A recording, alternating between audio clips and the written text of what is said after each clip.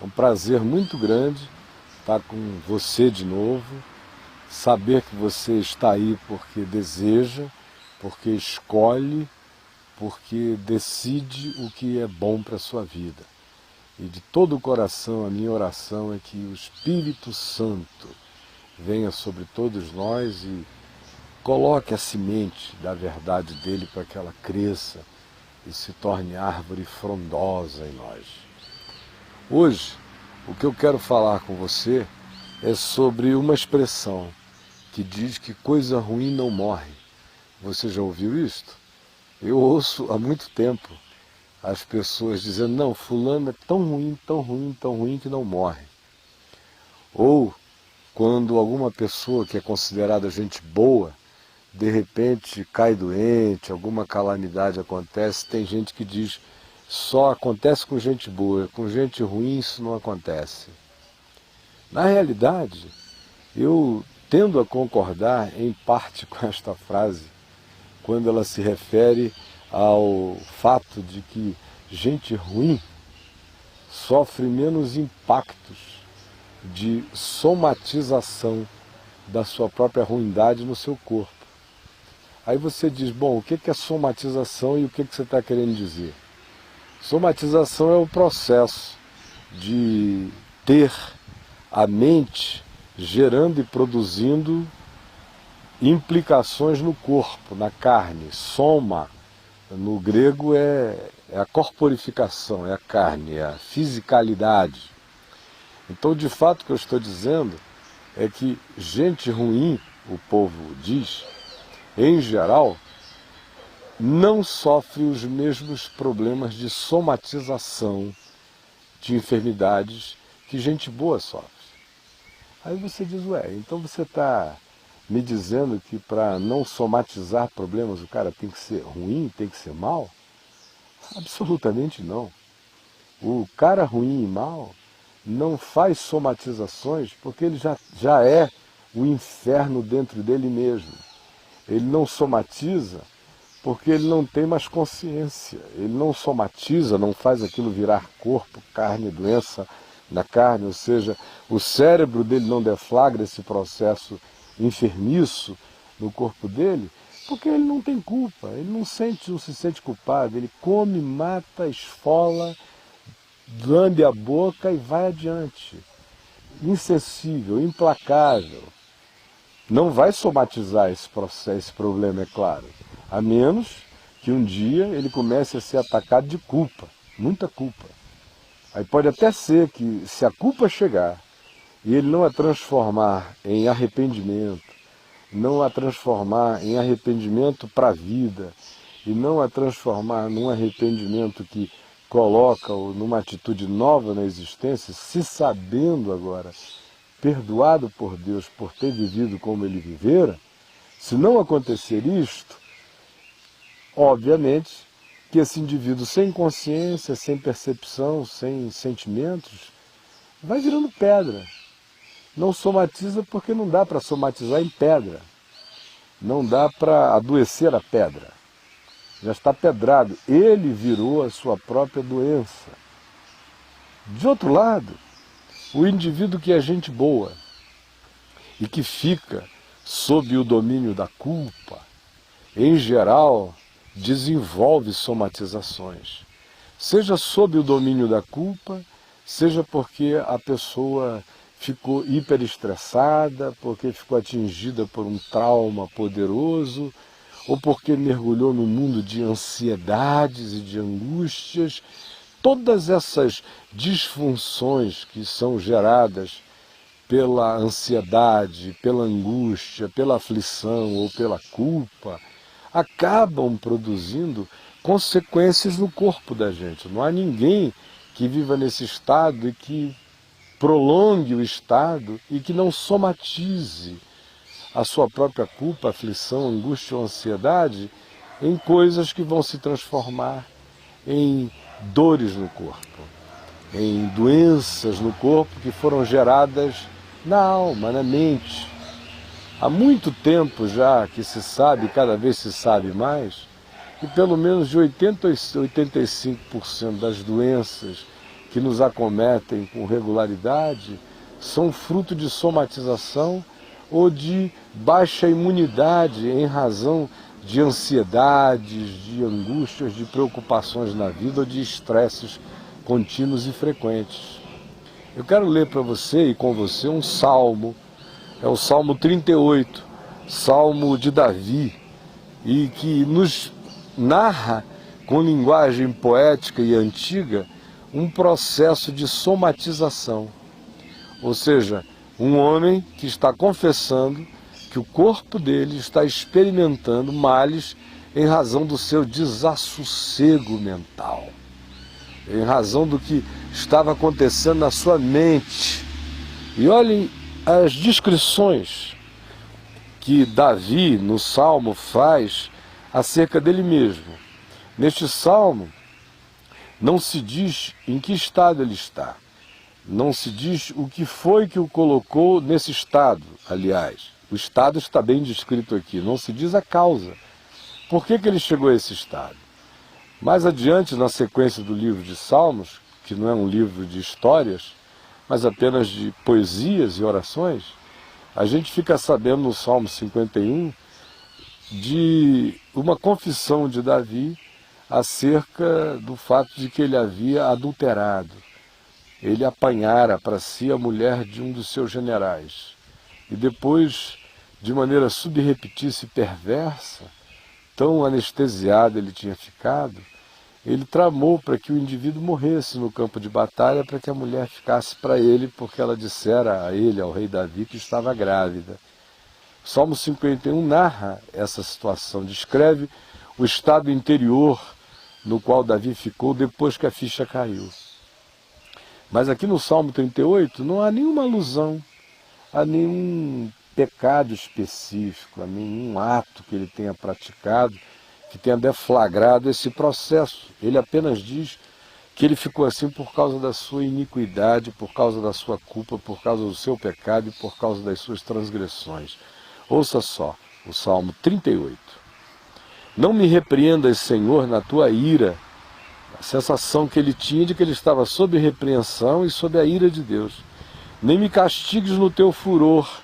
Ia receber castigo, estava sendo castigado em razão do furor de Deus. Pobre Davi, se Deus ficasse irado e furioso com ele, ele não sobreviveria nem para pensar no problema. Cravam-se em mim as tuas setas. A interpretação dele é que ele tinha virado um São Sebastião na existência. Flechas, todo furado pela vida, espetado pela existência. E a tua mão recai sobre mim, me sinto esmagado. Não há parte sã na minha carne, por causa da tua indignação. Não há saúde nos meus ossos, por causa do meu pecado. Pois já se elevam acima da minha cabeça as minhas iniquidades, como fardos pesados excedem as minhas forças. Tornam-se infectas e purulentas as minhas cargas, por causa da minha loucura. Sinto-me encurvado, quebrado e sobremodo abatido, e o meu estado mental é como de alguém que anda de luto o dia todo. Ardem-me os lombos, queimam os meus lombos, e não há parte sã na minha carne. Estou aflito e muito quebrantado. Dou gemidos por efeito do desassossego do meu coração. Na tua presença, Senhor, estão os meus desejos todos, e a minha ansiedade não te é oculta. Bate-me excitado o coração, faltam-me as forças, e a luz dos meus olhos, essa mesma já não está comigo. Os meus amigos e companheiros afastam-se da minha praga, e os meus parentes ficam de longe. Armam ciladas contra mim os que tramam tirar minha vida. Os que me procuram fazer o mal dizem coisas perniciosas e imaginam engano todo dia. Mas eu, como surdo, não ouço, e qual mudo não abro a boca. Sou com efeito como quem não ouve, e cujos lábios não carregam súplica ou réplica. Pois em ti, Senhor, espero, tu me atenderás, Senhor Deus meu. Porque eu dizia, não suceda que se alegrem de mim e contra mim se engrandeçam quando me resvala o pé, pois estou prestes a tropeçar. A minha dor está sempre perante mim. Confesso a minha iniquidade, suporto tristeza por causa do meu pecado. Mas os meus inimigos são vigorosos e fortes, e são muitos os que sem causa me odeiam. Da mesma sorte, os que pagam o mal pelo bem são meus adversários, porque eu sigo o que é bom. Não me desampares, Senhor. Senhor Deus meu, não me desampares, não te ausentes de mim, apressa-te em socorrer-me, Senhor, salvação minha. Que estado mental é esse no qual o Davi está vivendo? Ele diz que ele está sob ira divina, com medo do furor de Deus, se sente flechado pelas setas de Deus, sabe que aquilo é resultado do pecado e da iniquidade dele, e associa a esse estado culposo alguns outros elementos, como ansiedade, como diz o meu coração, minha vida, eu estou sob profunda ansiedade, ele fala do estresse dele, ele diz que isso começou a afetar o equilíbrio físico dele, se sentia tonto, prestes a tropeçar, acabou entrando num processo depressivo, de abatimento, e para piorar, ele diz, ainda tenho inimigos, adversários, pessoas que não gostam de mim de graça, eu nunca fiquei nem sabendo por que esse ódio, e além disso eu sou um indivíduo que não perdeu os backbones, não perdeu a coluna, não perdeu a consciência mínima. Eu também detesto relacionamento com gente que paga o bem recebido com o mal. Então, Senhor, eu estou nessa situação difícil por causa de mim, do meu pecado, e estou nessa situação difícil porque existe o oportunismo dos que estão à volta querendo aproveitarem-se da minha fragilidade, e a minha situação fica ainda mais difícil porque, apesar disso tudo, eu não deixei de ter opinião acerca da vida. Então me socorre, Deus, porque eu estou morrendo, é o que Davi diz. Agora, olha aqui para mim. Você está aí, dizendo, poxa, mas o que isso tem a ver comigo? Ora, se você não descobriu até agora, vai ficar muito difícil explicar depois. O que isso tem a ver com você? O que isso tem a ver com você? Pode ser que você seja essas pessoas legais, como Davi era um homem bom, não significa que ele fosse perfeito, ele teve lá suas situações de flaws, de iniquidades, de erros, de pecados tópicos na vida, aos quais ele enfrentou com a certeza da graça de Deus, uma vez que a ficha caiu e a luz acendeu, e disse, meu Deus, o que é isto? No entanto, esse homem reporta todo esse processo de dor, de somatização, de doença na pele, de um estado febril, de fragilização que abriu o espaço para que surgissem doenças, provavelmente fruto do estresse. A pele foi abrindo, foi se tornando frágil para fungos e situações oportunistas. Dentro dele havia um estado de nervosismo tão intenso que percorria o corpo dele o tempo todo, que veio a fazer com que ele se tornasse uma pessoa cada dia experimentando um volume maior de dores, de dificuldades, de somatizações físicas em razão de um estado mental culpado, ansioso, aflito e se sentindo perseguido. Ele podia dizer, como frequentemente a gente diz, que esse tipo de coisa chega sempre de uma vez. O pecado da gente frequentemente se manifesta em angústia dentro de nós, na mesma medida em que as circunstâncias à nossa volta vão ficando mais difíceis. E isso gera o ambiente para que a pessoa comece a fazer perguntas a si mesma, comece a perguntar o que está errado, e aí, não muito raramente, ela viaje para dentro do seu próprio mundo e perceba a sua montanha de lixos, de iniquidades ou de desacertos interiores nunca tratados e nunca resolvidos.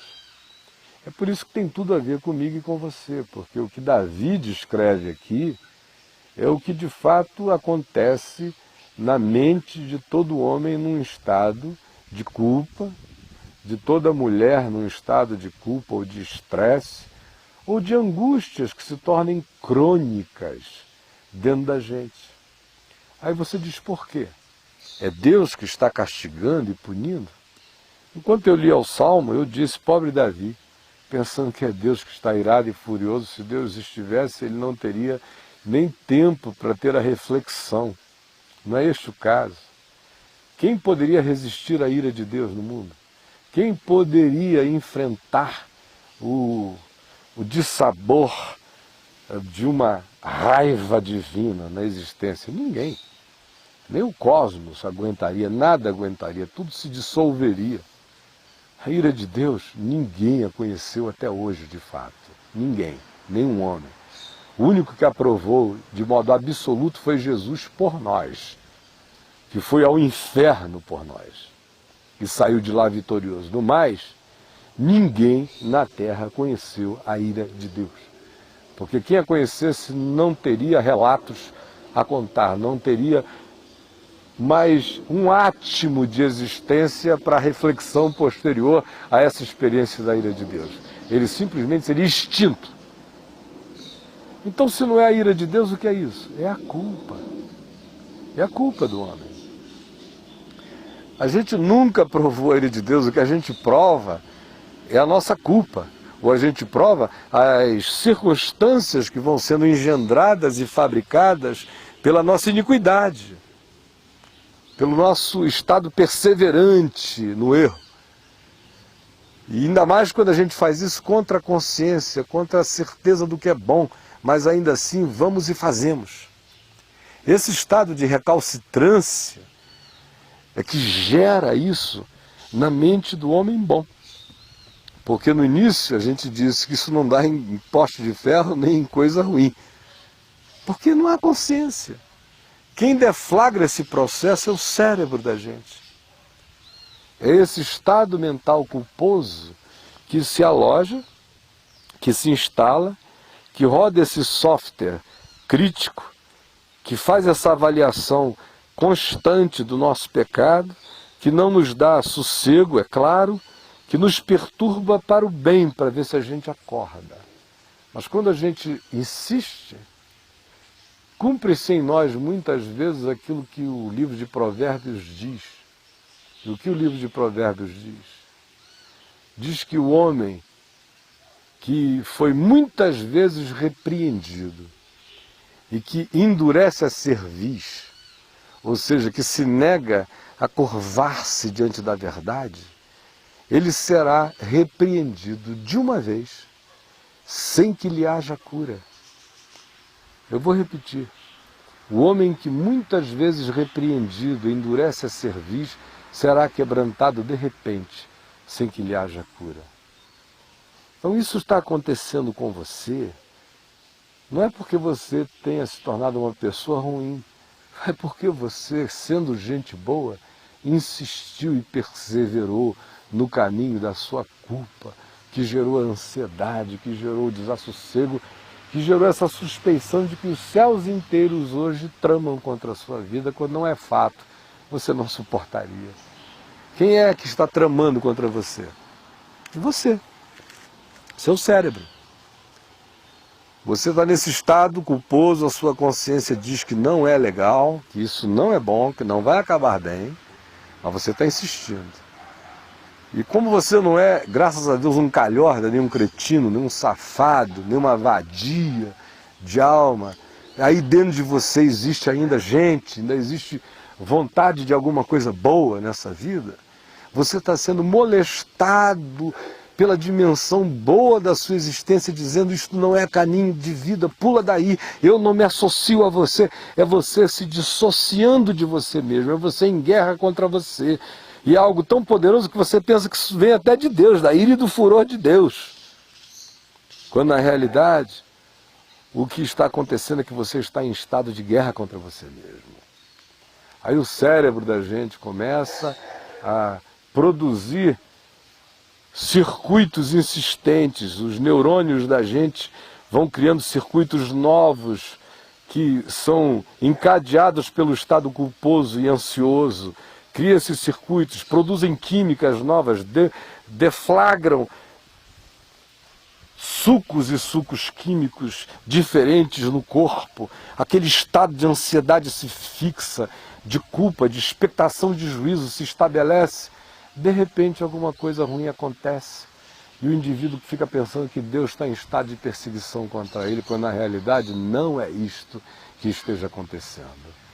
Se você está nessa situação e se você quer orar agora, pode cobrir a câmera, meu irmão, rápido, pode cobrir. Está chovendo aqui, pode cobrir. Se você quer orar agora com gente que está nesse momento disponível para conversar com você, veja esses números que estão passando aí. Ligue agora. Ligue mesmo. Ligue sem medo. Aqui entre nós o negócio não é esse de religião, não. Nós estamos falando em ajudar você a sair desse estado que pode ter consequências ainda horríveis para a sua vida e você está se autoimpondo essa vereda que é caminho de morte. Não faça isso contra o seu ser. Ligue agora para esses números. Ou então vá lá no meu site. Eu vou colocar lá na primeira página um monte de textos sobre esse assunto que nós tratamos agora. E eu gostaria que você fosse lá e lesse. O site está aparecendo o endereço dele aqui. Ou então, se o que eu lhe disse teve algum significado para você, eu quero convidar você a estar comigo hoje, a vir ao Teatro La Salle, na 906 Sul, aqui no Plano Piloto em Brasília, todo domingo, às 19 horas. Venha e traga alguém. Eu quero orar com você agora. Senhor Jesus, por favor, que o teu Espírito convença a cada um que esteja precisando ser convencido do pecado, da justiça e do juízo. E que cada um não fique sob juízo. Que cada qual decida sair desse lugar de perigo.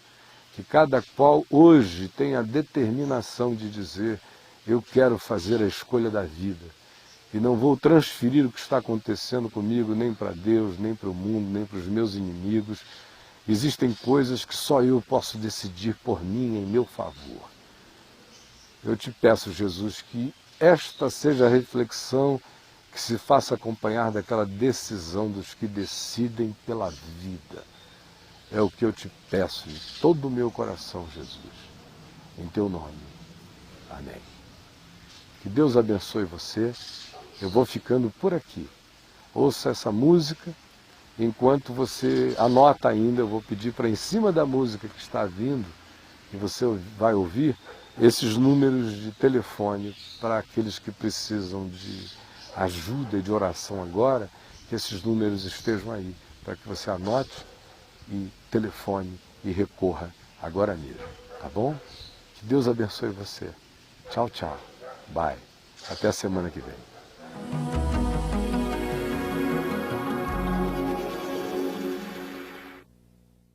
You can play the game, you can act out the part, though you know it wasn't written for you.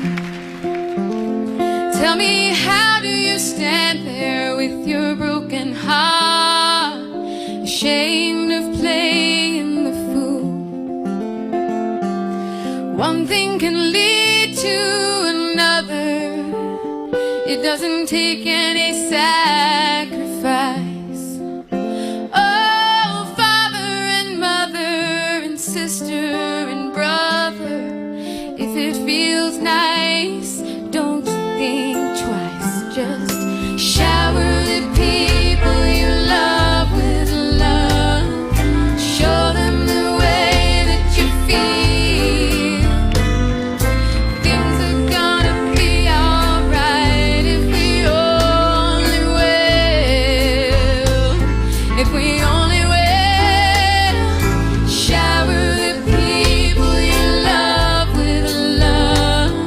Show them the way that you feel.